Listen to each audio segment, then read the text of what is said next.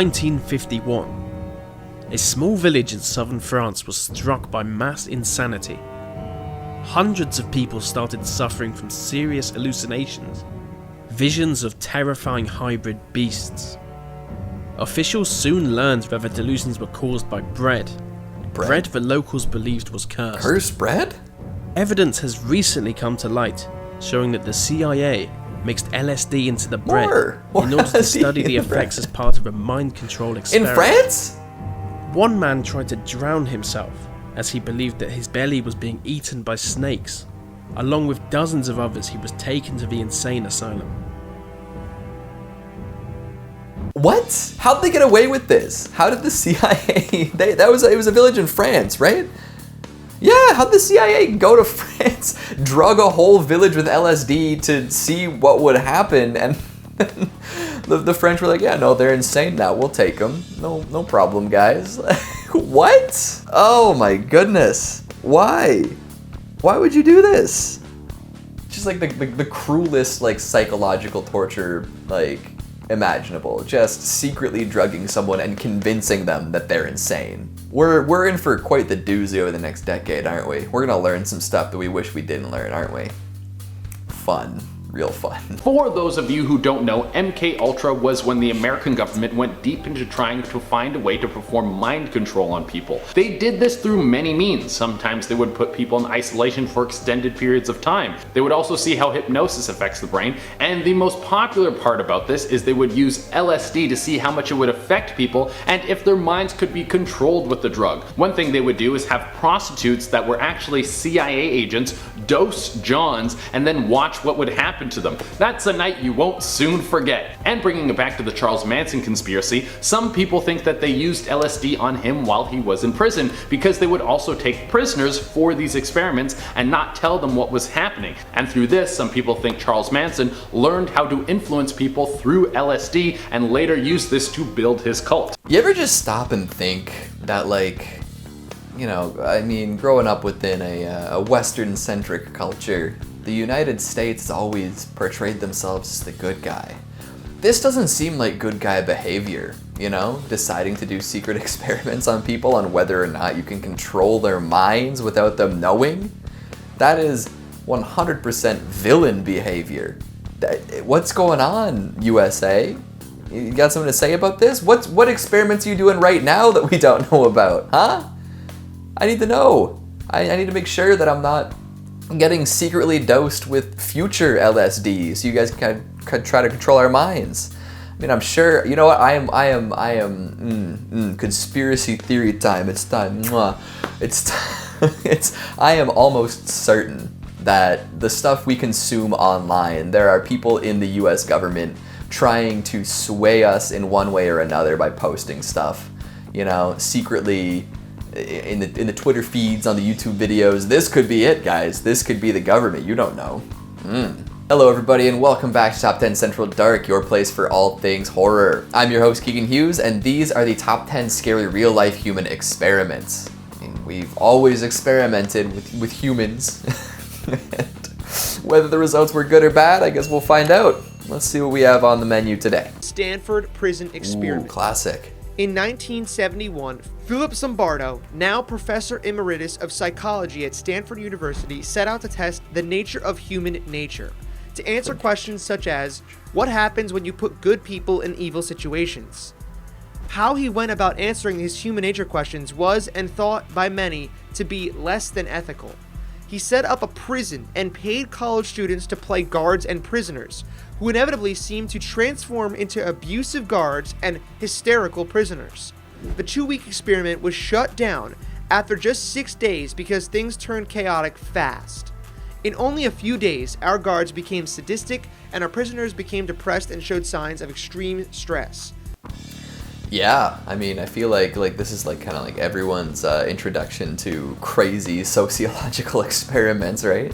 Classic Stanford prison experiment. Yeah, Zimbardo is a bit of a nutcase, eh? Like, just taking all these, like, 20-somethings who had never had any, like, freedom or power in their life before and just, like, making them, like, want to kill each other. It's insane.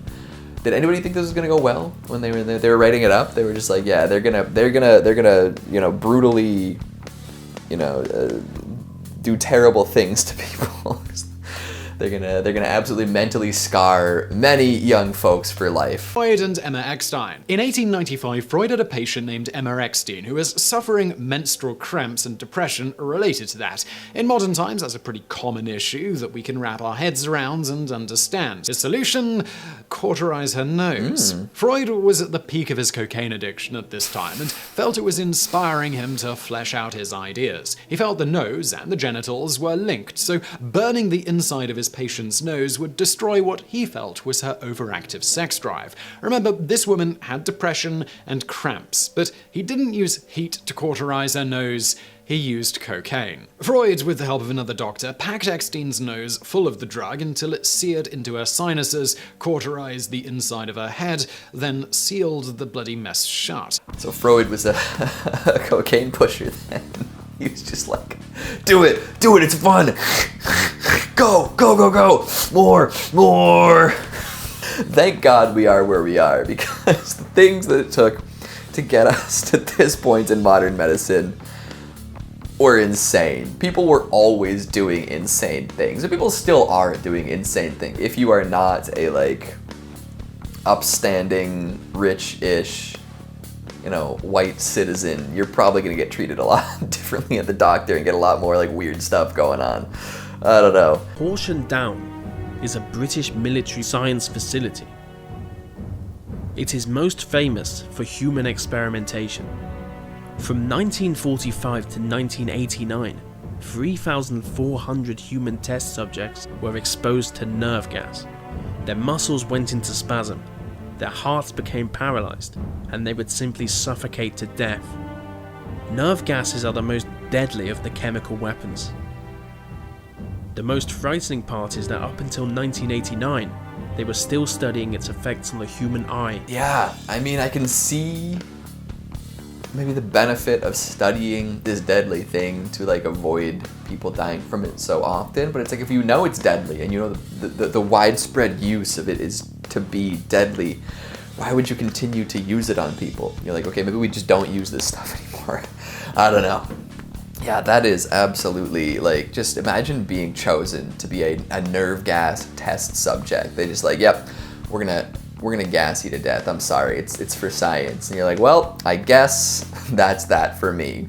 The most horrific parts of the Second World War were the experiments performed by Joseph Mengele in the concentration camps. Mengele is one of the most infamous people of the war, and for good reason. He was a heartless monster who did horrible things to people that can never be forgiven. For some reason, his main focus was on twins. He had twins brought to him from all over Europe, and in total he would perform experiments on about 1,500 sets of twins. He would do things like sew them together. He would remove limbs from one twin to see if the other twin could feel the missing limb, and on more than one occasion he would inject chloroform into the hearts of the twins to see if they would live. Nazi scientists, just absolute lunacy.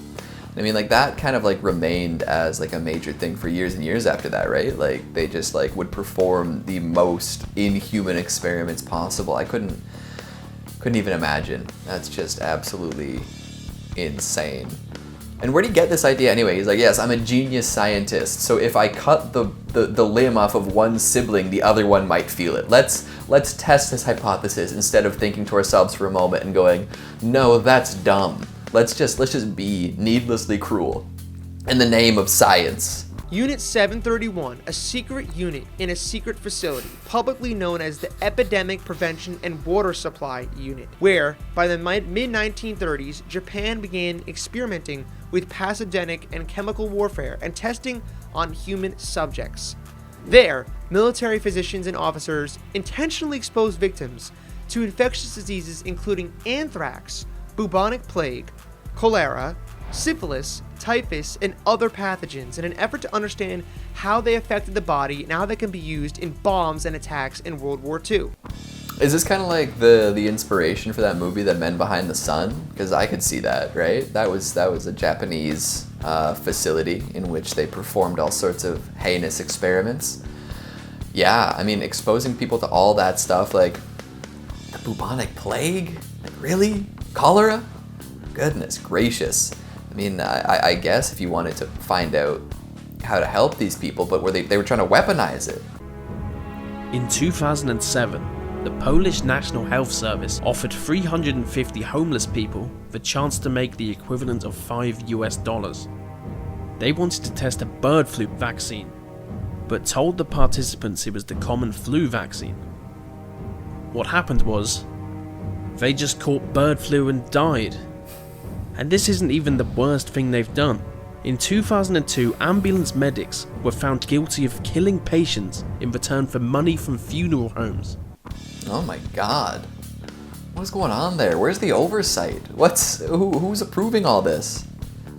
That last thing that just happened, the last thing he said, that felt like it cut off too soon. Like, you can't just leave me with they were letting people die and getting paid off by funeral homes. You can't just cut them off after that. What's happening? That's insane. Is that true? Is this a real story? William Beaumont and the gut hole. Army surgeon William Beaumont was a curious man with a curious set of circumstances. In 1822, he treated the victim of a shotgun blast to the stomach at close range. After months of care, the victim inexplicably began to heal, but the problem was the hole in his stomach wouldn't close. His body was just healing around it. Beaumont starts putting food in the man's stomach and then taking it out again to look at it. He tied meat on a string and dangled it inside like he was fishing for guts. For years, Beaumont played with this poor man's stomach and established much of our modern understanding of digestion. Over the course of their relationship, Beaumont would jam all kinds of things in his patient's gut that left him feeling woozy or ill. It went on for a decade. Yep. Well, at least we learned a lot, right? Just absolutely fishing in his guts, just putting things in on strings and then pulling them out. How big was this man's gut hole? Was he just walking around with stomach acid sloshing out like a leaky gas can? Did he have to just always be lying face up so that nothing would fall out of him? How did that work? How did they prevent him from getting infected all the time, from having this open hole to the wide world around his stomach? It's very beneficial. Apparently, we've learned a lot, but how did that work? TGN 1412 was a drug intended to be used on cancer patients. In 2006, 6 British people were given doses of the drug 500 times lower than the dose found to be safe on animals. It caused systematic organ failures almost immediately after they took the drug. Documents show that the subjects were screaming that their heads were going to explode before being taken to intensive care. Oh my god. That's just a biological weapon that was just injected into a person. They're like, yes, we're going to help you, but we're going to help you 500 times harder than we'd usually help you. Hopefully it works. Shoop! Just cells dividing, killing the person from the inside out. Unbelievable. It's just again, just medicine. It's so crazy, right? If you know exactly what to do, then that's perfect. But people take it so far. They're we're gonna discover this brand new thing. It's gonna be beautiful, but we're gonna do something totally insane to get there. Something that just flies in the face of everything any doctor would, swear upon. My God. And that's all the time we have for today. Hopefully you guys, haven't fallen victim to a human experiment yourself, but we might not know until much further down the line, apparently. I've been your host, Keegan Hughes. Make sure you stick around for some bloopers because I said some very questionable things this time. We'll see if it makes it in. Thanks for watching, and I'll see you next time. Alrighty, top 10 scary real-life human experiments. Let me just experiment with my hat for a moment here, make sure it looks not like I've got a cone for a head. I'm your host, Keegan Hughes, and these are top 10 scary real-life human experiments. It's lagging. Hold on. It's lagging. Hold on. Hey, it's Che again.